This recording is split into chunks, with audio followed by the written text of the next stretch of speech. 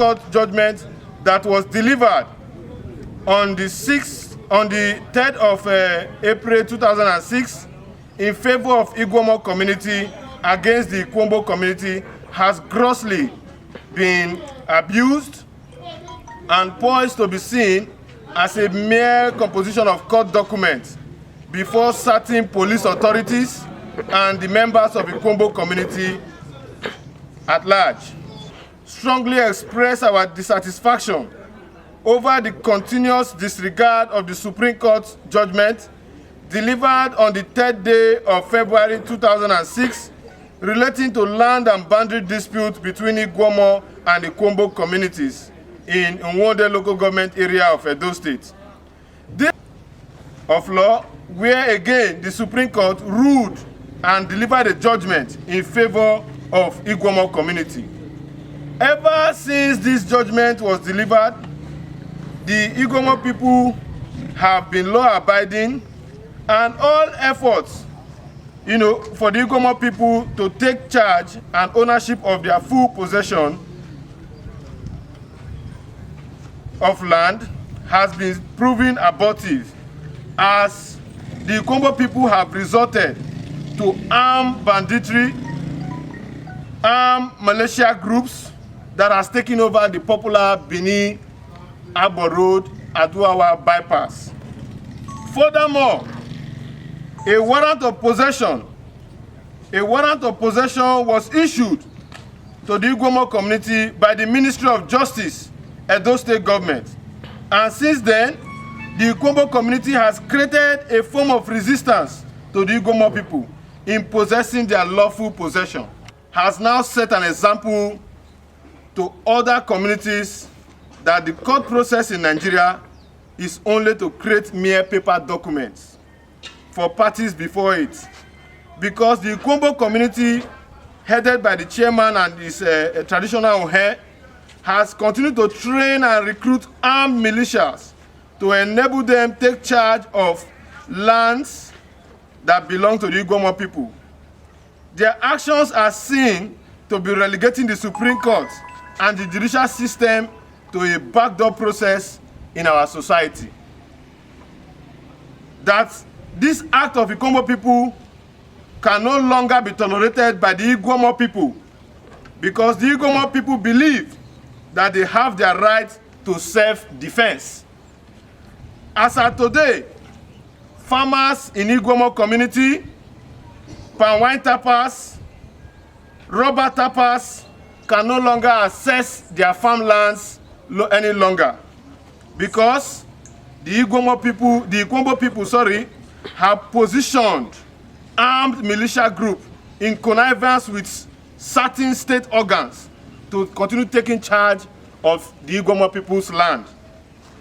We demand as follows: that 1, the office of the Attorney General of Edo State and the Chief Judge of Edo State, as the #1 judicial officer of the state, should rise up and uphold the judicial process of our land with the use of relevant instruments and institutions of the state organ before lawlessness becomes the order of the day. 2, that the executive governor of Edo State, His Excellency Governor Nogegase Obaseki, so as a matter of importance, ensure that the lives and properties of Igbomo people be protected, because this is the primary purpose of their existence. That the governor should immediately call the leadership of the Ikwombo community, particularly the Ohe, the youth leader, to order, and ensure that the arrest of all sophisticated firearms in the possession of Ikwombo people are arrested and retrieved from these lawless individuals who have decided to instill fear, terror, hardship, hunger on the good people of Igbomo community. Is ranging from the office of the Executive Governor of Edo State, the Chief Judge of Edo State, the Attorney General of Edo State, the Chief Justice of Nigeria, the Director, Department of State Security Service, Edo State Command, and the Commissioner of Police.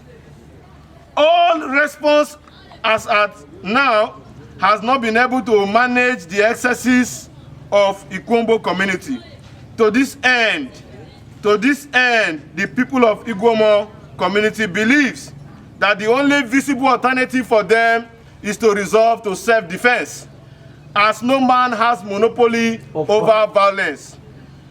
Let us continue to say that because they can no longer have faith in the authorities that has failed to live up to their primary responsibilities, that if within 14 working days, the authorities of Edo State government and the Federal Republic of Nigeria do not call the Ikwombo community to order, the Igwomo people will resolve to self-defense that nobody should hold them accountable for.